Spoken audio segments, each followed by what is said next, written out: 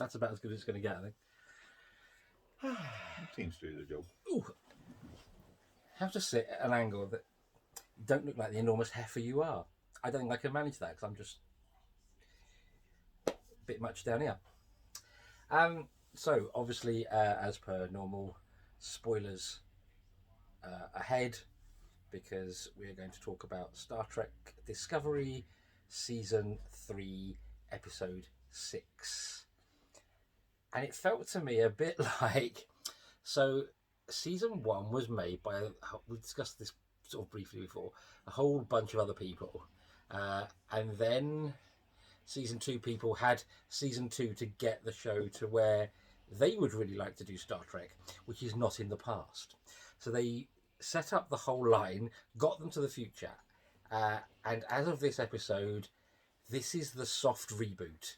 This is now the show they wanted to make because they've made the ship they wanted. I saw they gave it an A, which is I thought the whole point was the whole A thing was specific. I mean, obviously they can do what they want and it's changed and time and blah blah blah, but the ABC thing was literally an honour for just Enterprises.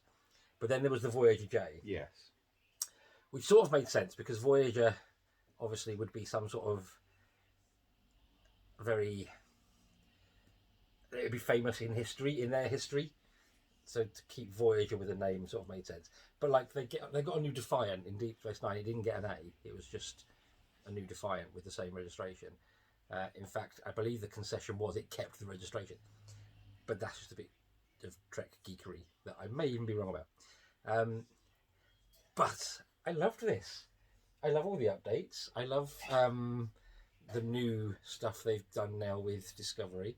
I love Tilly. I always love Tilly. She's amazing. Mary Wiseman, who plays her, I think... there's just something about the wide-eyed innocence. I think with her, it's she's us. She is, because she's a bit sort of socially awkward in her own time. I think she'd fit in well with us. She's essentially our step in. She's the to their world. insert. Yeah, 100%. And seeing her with that cat. We have cats. This was all too familiar all round. I was looking at it going, yeah, that's female Shadow. Yeah. Through and through. Because she's a lovely individual. we would she not knows say we're talking about her. We would not say a bad word about her. Send help. But then again, the last couple of days, she's 11 years old and been playing like a kitten. But, so there we are. So, yes, one thing I did notice, I know, was it last week I said there seemed to be tons of Voyager nods in the episode? Yeah, because that's when they made it to Federation headquarters, so that's when we saw the Voyager. So Right, yeah. So this week, Deep Space Nine. All about Deep Space Nine. Self-sealing stem bolts, anyone? Hello. There was that whole episode. I mean, they were mentioned. Sorry, I'm scratching my foot. I'm not playing my willy. Just to prove it. There was a whole episode where Nog and Jake were running around trying to get some self-sealing stem bolts, and it was there was a whole other background thing going on as they were getting people to trade this it became like a whole thing. Oh, I remember that episode now you say that. Yeah, and it turns out that what they seemed to be an innocent little thing for them, actually in the background there was I think it was Dominion by then, whole Dominion thing going off. Anyway, so that was a mention. Bajor, as a book mentioned, not a syndicate, but some sort of Bajoran group thing you'd run into. Yes. Then there was the Bajoran dude in the prison. So yeah, it just seemed like this week they went, let's reference Deep Space Nine a lot. But then there was also then a Next Gen reference because they mentioned the Michael Barrymore, that's not what it's called. Barymetric, Baryon. Baryon, the Baryon suite. No, I think it's Barium Suite or Barium Suite. Oh, is it? Barium is what I thought. Oh. It could be Barium. Anyway, that's from the episode Starship Mine. Picard does Die Hard on the Enterprise because he forgot his saddle episode.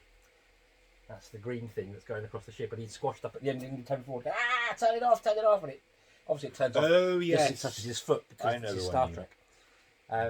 So there was lots of references this week. It was really good. But wow, I think this is finally the show I've been waiting for. This was the Star Trek I wanted.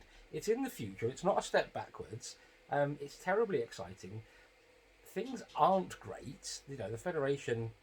Well, there is no Federation. Starfleet's hiding in a bubble, and no one knows where unless you get an invitation. And Spoiler hint: you generally won't get an invitation.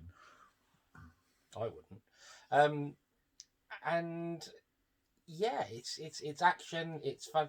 It's again Trek doing what Trek should any sci-fi should always do, and being quite reflective of the society from which it's made.